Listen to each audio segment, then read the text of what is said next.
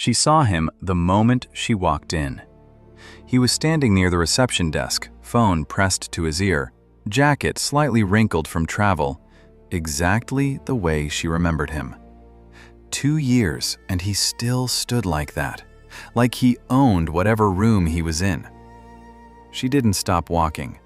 She crossed the lobby, collected her key card from the front desk, exchanged a smile with the concierge.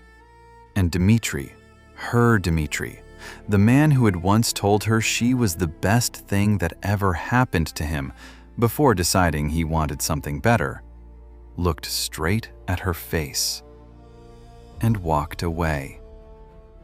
He didn't recognize her.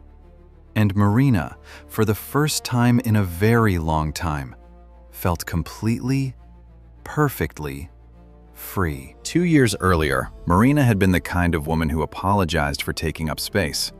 Not out loud. She wasn't dramatic about it. It was smaller than that. The way she'd order the cheaper dish when they went out together, even when she didn't want it. The way she'd laugh at his jokes a half second before she decided if they were funny. The way she'd check her phone, hoping, always hoping, that he'd texted first. She loved Dmitri the way some people love the idea of safety, completely, and a little desperately. He wasn't cruel. That would have been easier to leave. He was gradual. He made her feel chosen right up until the moment she realized she had been unchosen, quietly, over months, while she hadn't been paying attention. The night he left, he said, "You're a good person, Marina. I just think you need to figure out who you are." She sat on the kitchen floor for an hour after the door closed. Not crying, just listening to how loud an apartment could be when someone stopped being in it. The first month, she waited. She told herself she didn't. She went to work, she answered emails, she had dinner with her sister. But some part of her was always listening for his footsteps on the stairs, always composing, in her head, the perfect thing she would say when he realized he'd made a mistake. He didn't realize. The second month, she stopped checking his social media. Not because she was over it, because it was making her someone she didn't want to be. Someone who studied a stranger's photos at midnight, trying to decode whether he looked happy. She didn't want to need to know if he was happy. The third month, something shifted. She can't point to the exact day. Maybe it was the Sunday she went for a run and, somewhere around the 3rd kilometer, realized she hadn't thought about him once. Maybe it was the evening she cooked dinner, really cooked, with music playing and a glass of wine, and noticed she wasn't making it for 2.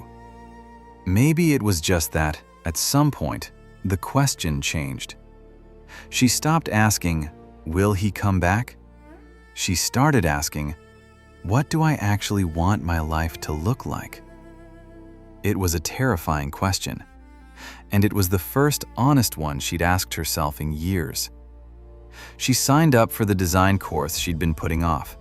She said yes to a work trip she would have turned down before because he'd never liked her being away. She called old friends.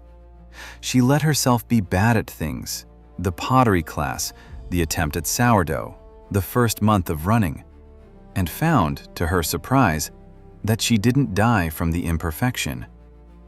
She found that she was, in some essential way, quite good company.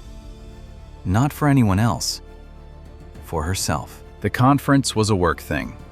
3 days in the city, a hotel she'd never stayed in, sessions on branding and user experience that she'd actually been looking forward to. She hadn't known he would be there. She didn't find out until the second day when a colleague mentioned his name, Dmitri Volkov, from the Kraskov agency. You know him?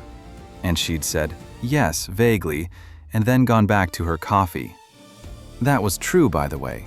It felt vague. Like remembering a city you visited once and aren't sure you'd go back to. She saw him in the lobby that evening.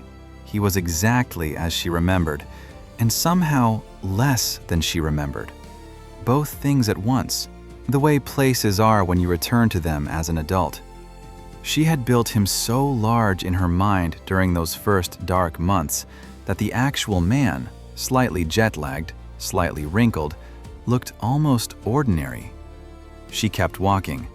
He looked up.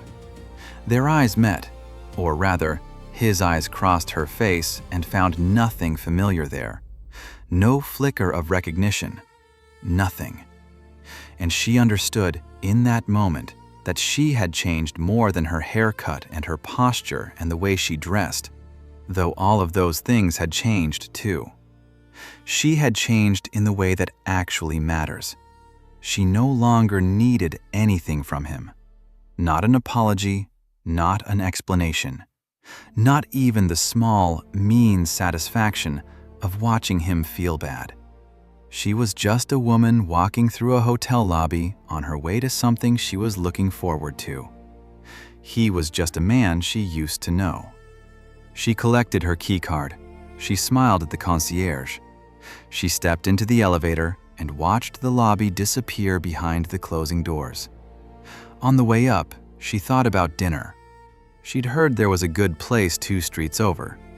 She'd go alone, she decided. She was, after all, quite good company. There's a version of this story that's about revenge, about him finally seeing what he lost, about her walking away while he watches in regret. But that's not what this is. This is about the quieter thing. The moment you stop measuring your worth by the attention of someone who once withheld it. The moment you realize that the person you became while you were healing, that's not a consolation prize. That's the point. If you're somewhere in the middle of your own long winter, keep going. Not for anyone else, for you. Thank you for listening. If this story stayed with you, share it with someone who might need to hear it today.